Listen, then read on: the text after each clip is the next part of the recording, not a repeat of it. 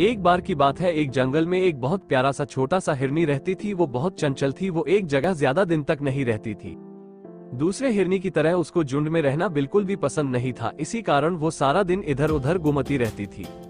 एक दिन वो हिरनी घूमते घूमते नदी किनारे आ पहुंची। उसने सोचा कि अब वो बहुत थक चुकी है, तो उसने सोचा कि अब वो थोड़ा पानी पीकर वही बड़ी किनारे आराम कर ले। तभी एक शिकारी से झाड़ियों के पीछे से झुककर उस हिरन को देख लिया। जैसे ही हिरनी ने शिकारी को देखा, वो बहुत बुरी तरह से डर गई थी।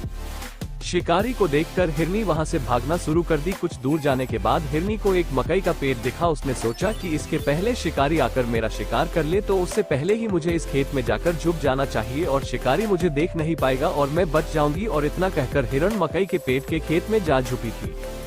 मकई का पेड़ काफी घना था, जिसके कारण हिरनी वो आराम से जाकर छुपी हुई थी। शिकारी ने उसे बहुत खोजा पर वो नहीं मिली। बहुत देर तक खोजने के बाद हिरनी नहीं मिली तो वो शिकारी बहुत थक चुका था। हिरनी ने सोचा कि अब वो बच जाएगी और उसने सींच की अब तक तो शिकारी भी चला गया होगा। हिरनी बड़े आराम से मकई के पत्तों को खाने लगी। खेत में से आवाज सुनकर शिकारी समझ गया कि हिरनी इसी खेत में छुपी हुई है। शिकारी बिना वक्त गवाए हिरनी की तरफ अपना बाड़ चला दिया और वो बाड़ सीधा जाकर हिरनी को लगा। हिरनी ने सोचा कि जिसने मुझे शिकारी से छिपने के लिए जगह दी, जिसने मुझे सहारा दिया, उसी को मैं खाने लगी। हिरनी ने कहा, मैंने बहुत मूर्खता का काम किया है। इतना सोचते ही हिरनी तुरंत मर गई। कहानी से सीख, जिसने हमारे लिए मुश्किल वक्त में साथ दिया है, हमें कभी भी उसको नुकसान नहीं पहुँचाना चाहिए।